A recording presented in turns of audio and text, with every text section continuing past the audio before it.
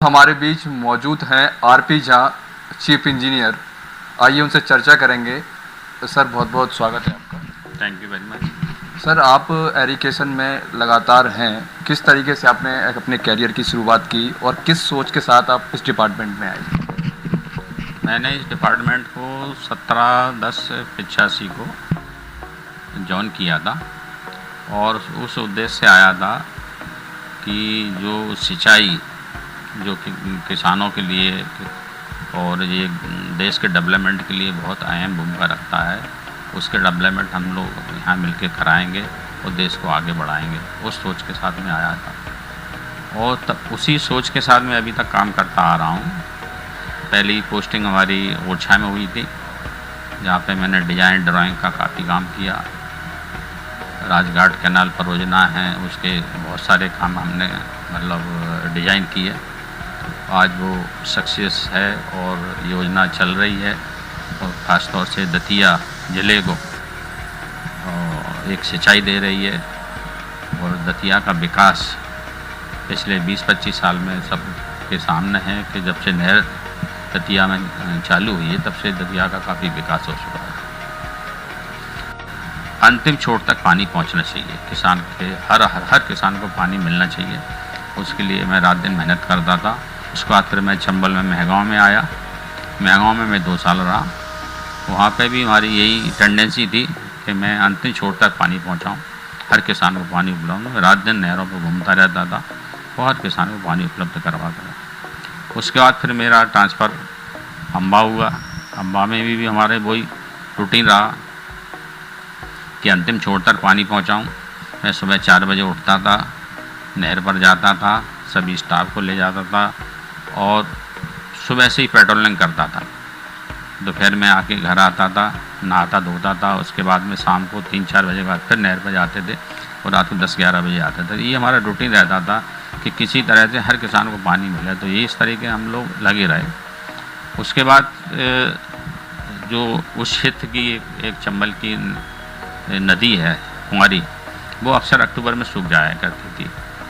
तो मैंने उसके लिए सोचा कि इस नदी को कैसे ज़िंदा किया जाए। तो ईश्वर ने भी हमको मदद की उसको सुनने में कि 2003 में हमको प्रोजेक्ट वाटरशेड का प्रोजेक्ट ऑफिसर बना दिया गया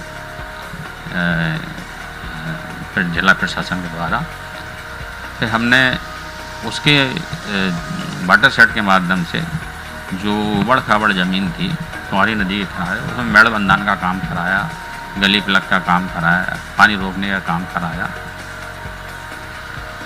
इसके बाद जिला पंचायत ने हमको फिर खुद ही जिला पंचायत ने बुला लिया और उन्होंने प्रोजेक्ट ऑफिसर बना दिया। तो वहाँ 4 साल रहा। उसमें भी ईश्वर ने हमारी मदद की और ऐसा मौका हमको मिला कि नरेगा का प्रोजेक्ट ऑफिसर रहा और मैंने पूरे ज़िले में कुंवारी नदी के किनारे मेड़ बंधान का काम कराया। तो उससे ये हुआ कि वो नदी में जो पानी अक्टूबर में सूख जाता था, वो पानी जनवरी तक सूखने लगा। फिर मैं डिपार्टमेंट में आया E1 के। उस समय हमको चांस मिला उसमें स्टोर डैम बनवाने के लिए। तो मैंने उसमें 4 स्टोर डैम बनवाए। उससे नदी लोगों की मतलब जो थी एक पानी रोका और लोगों की आस्था बढ़ी। फिर वहाँ पे स्टोर डैम बनाने की पूरी लाइन लग गई। आज वो कुंवारी नदी पूरी जिंदा है, 12 महीनों से पानी बहने लगा है। तो ये हमारा एक बहुत बड़ा अचीवमेंट रहा है। हमको बेसिन में जितनी भी योजनाएं पड़ी हुई थी, बहुत लंबे समय से लंबित पड़ी हुई थी योजनाएं, जैसे मूजरी है श्योपुर में है, करीब 25-30 साल से लंबित पड़ी हुई थी। मैंने उसका टेंडर लगवा दिया है, काम चालू करवा दिया है। एक योजना है चेटीखेड़ा जो विजयपुर तहसील की है, बहुत लंबे समय से लंबित पड़ी हुई है, करीब वो भी 30-35 साल पुरानी योजना है। उसका मैं टेंडर लगवा दिया और जल्दी उसका टेंडर खुल जाएगा, काम चालू हो जाएगा। एक सबसे बड़ी योजना जो मेरा ड्रीम प्रोजेक्ट है वो है श्रीमंत माधवराव सिंधिया बहुउद्देश्य सिंचाई परियोजना। उसको मैंने पूरा सर्वे करा के पूरा डिज़ाइन करवा दिया। उसमें 6 डैम बनना है। 4 डैम की ड्राइंग बन के पूरा उसकी DPR बन के शासन को सबमिट हो गई है। 2001 करोड़ की है वो जल्दी वो। मेरा सवाल आपसे है, जो श्रीमंत माधवराव सिंधिया जो प्रोजेक्ट है, एक बड़ा प्रोजेक्ट है, आने वाले समय में किसानों के लिए एक बहुत बड़ा ईंट की पत्थर मीट साबित होने वाला है सिंचाई की दृष्टि से। तो सर किस तरीके से प्रोजेक्ट है, इसके बारे में बताएं सर, किस तरीके से ये किसानों के लिए लाभदायक होगा। इसमें जो कूनो नदी है उस पर हम शुरू में 4 डैम बना रहे हैं। इसमें बमौरी तहसील है गुना की, वहाँ से हम लोग शुरुआत कर रहे हैं। और बमौरी रहेगी, कोलारस रहेगा, बदरवास रहेगा, पौरी रहेगी, सिपरी रहेगी। ये पहले चरण में लिए गए एरिया है। इसके बाद दूसरे में जो चरण में जो ये क्षेत्र लिया गया पौरी का है, विजयपुर का है और अपना मोहना का है, घाटी गांव का है, इस तरीके से क्षेत्र है। तीसरे चरण में जो डैम बनना है उसमें चंबल कैनाल को फीड करना है। तो इससे जो टोटल सिंचाई होनी है पूरे प्रोजेक्ट से वो 2 लाख हेक्टेयर की सिंचाई होनी है। और ये बहुत, जब ये योजना बन जाएगी तो इस क्षेत्र का बहुत बड़ा विकास हो जाएगा। मतलब अकल्पनीय है जिसको कहते हैं, मतलब उसकी कल्पना करना जो है बहुत 2 लाख हेक्टेयर जब सिंचाई होगी तो उससे बहुत बड़ा लाभ मिलेगा पब्लिक को। और ये सभी सिस्टम पूरा स्प्रिंकलर बेस है, पाइपलाइन के माध्यम से पानी जाएगा, कम पानी में ज़्यादा फसल उसमें ली जाएगी। जी आपने एक बहुत अच्छा काम किया ग्वालियर के लिए, एक जो ड्रिप एरिगेशन जो है, सूक्ष्म जो पद्धति है, जो पाइपलाइन से पानी जाएगा उन सीधा पौधे के जड़ में लगेगा। सर इसको जानकारी भी अभी ग्वालियर के लोगों को नहीं है, तो इनको जानकारी देने के लिए, जागरूक करने के लिए ये योजना किस तरीके से काम करेगी बताएं। अभी देखिए, ये योजना हम लोगों ने चंबल माइक्रो के नाम से श्योपुर में शुरू करी है। तो श्योपुर में हम लोग बाकायदा वहाँ पर डेमोस्ट्रेशन दे रहे हैं, कृषक भाइयों को समझा रहे हैं। और स्प्रिंकलर सिस्टम से है पूरा, उनके हर एक हेक्टेयर पर हमने लोगों ने पाइपलाइन दी है, वहाँ से वो लोग स्प्रिंकलर लगाएंगे और अपने खेतों में सिंचाई करेंगे।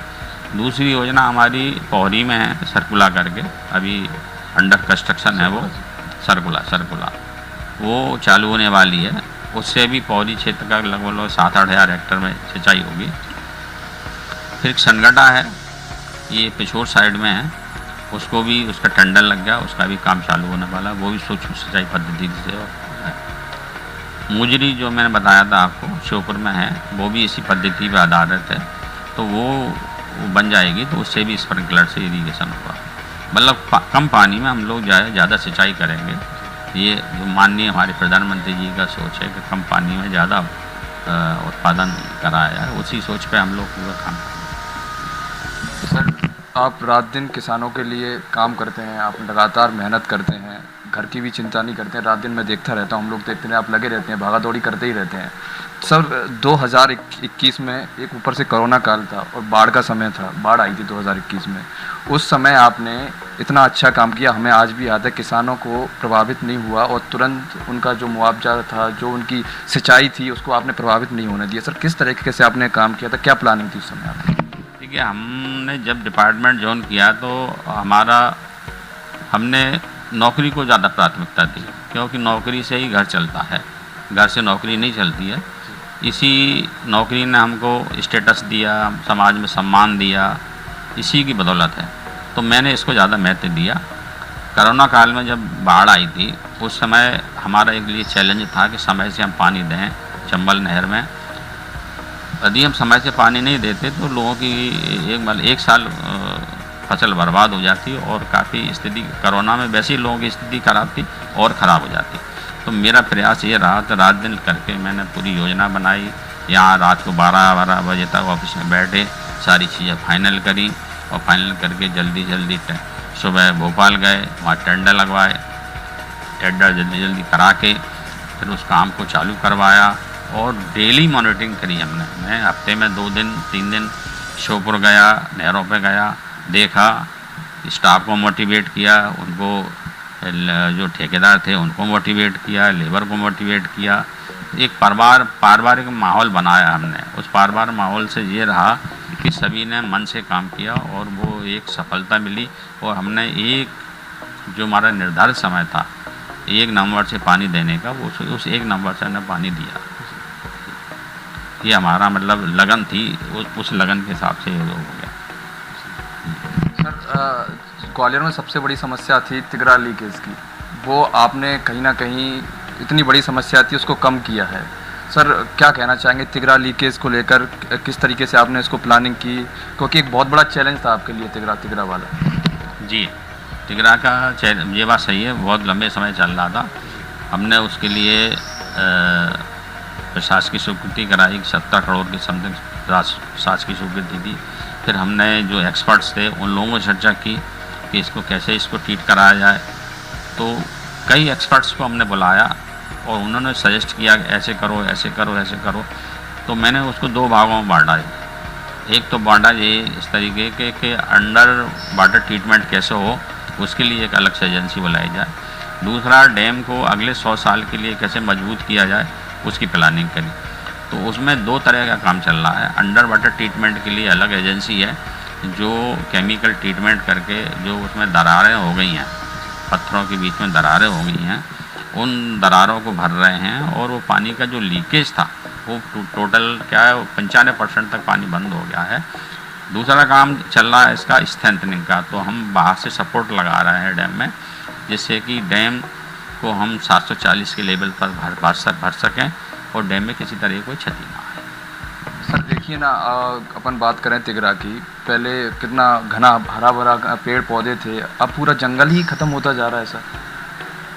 नहीं, इस चीज़ को तो माननीय हाई कोर्ट ने भी संज्ञान में लिया है। एक्चुअल में कैचमेंट में जो तिगरा का कैचमेंट है उसमें ये प्रॉब्लम तो आई है कि जब मतलब आबादी बढ़ती है तो आबादी बढ़ने से पेड़ों की कटाई भी हुई है, कुछ माइनिंग का भी काम हुआ है, कुछ फार्मिंग का भी काम बढ़ा है। तो जो रन ऑफ होता था, बारिश में भी कमी आई है, जो रन ऑफ होता था वो रन ऑफ कम हो गया है। और रन ऑफ कम होने से क्या तिगरा नहीं भरता है, तो हमको पार्वती का पानी इसमें लेकर आना पड़ता है। पहले पार्वती का पानी हम अपर ककेटों में भरते हैं, फिर उसको ककेटों में ले आते हैं, फिर पैसारी में ले आते हैं, फिर पैसारी से हम फिर तिगरा में डालते हैं।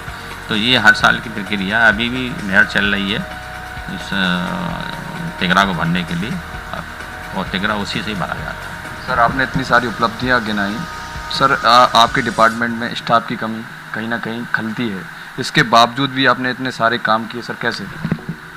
स्टाफ की कमी तो है, पर हमने अभी एक बात आपको कही थी कि हमने घर से ज़्यादा ऑफिस को वो दिया, तो हमने यहाँ पे भी घर जैसा वातावरण बनाया है। हमारा बोलचाल छोटा आदमी हो या बड़ा आदमी हो, कोई भी हो, मेरा सबसे एक जैसा है। तो जो भी स्टाफ है हमारा, वो हमारे परिवार का अंग है। मैं उसका बहुत ख्याल रखता हूँ, वो भी हमारे बहुत ख्याल रखते हैं, और वो हमारी भावनाओं के अनुसार बिल्कुल खरे उतर रहे हैं। और वो जो काम उनको करना चाहिए उससे अधिक ज़्यादा काम कर रहे हैं। वो इसकी वजह से, हमारे नेचर की वजह से, हमारी भावनाओं की वजह से वो लोग हमको पूरा सहयोग दे रहे हैं, और उनके सहयोग की वजह से ये सारी चीज़ सफल हो रही है। सर जैसे आपकी कार्यकाल की बढ़ने की, चूँकि आज आपका रिटायरमेंट है, कार्यकाल की बढ़ने की चर्चाएं चल रही हैं, तो सर क्या लगता है आपका कार्यकाल बढ़ा तो आप काम करेंगे? इस सरकार यदि मौका देगी तो बिल्कुल करेंगे। हाँ, सरकार मौका देगी तो बिल्कुल करेंगे। सर हमारे माध्यम से आज आपका चूँकि रिटायरमेंट है, अपने स्टाफ को और जो जनता है उसको, उनको, किसानों को क्या कुछ संदेश देना चाहेंगे? सभी को संदेश ये देना चाहेंगे, हम अपने स्टाफ को ये देना चाहेंगे कि काम करना चाहिए, पब्लिक इंटरेस्ट में काम करना चाहिए, जिससे कि देश का विकास हो। यदि पब्लिक इंटरेस्ट में हम काम नहीं करेंगे तो देश का विकास नहीं हो पाएगा। हम जो भी काम कर रहे हैं, मतलब एक जनरल बात कर रहा हूँ मैं कि किसान है तो किसानों को भी ज़्यादा से ज़्यादा उत्पादन करने के प्रयास करना चाहिए। उनके घर का विकास होगा, वो घर के विकास के साथ साथ देश का भी विकास होता है। ऐसे ही हमारा है, ऑफिस का भी है, तो ऑफिस में भी जितने कर्मचारी हैं उनको भी काम करना चाहिए। काम होगा तो देश का विकास होगा, किसी न किसी को लाभ मिलेगा, और लाभ मिलेगा तो उससे फिर देश का विकास होता है। तो हम सबको मिलकर काम करना चाहिए, काम को प्राथमिकता पर रखना चाहिए, अन्य चीज़ों को प्राथमिकता पर नहीं रखनी चाहिए। धन्यवाद जहाँ साहब, जिस तरीके से आपने मेरे सवालों का जवाब दिया सरलतापूर्वक, उसके लिए आपका बहुत बहुत शुक्रिया। Thank you.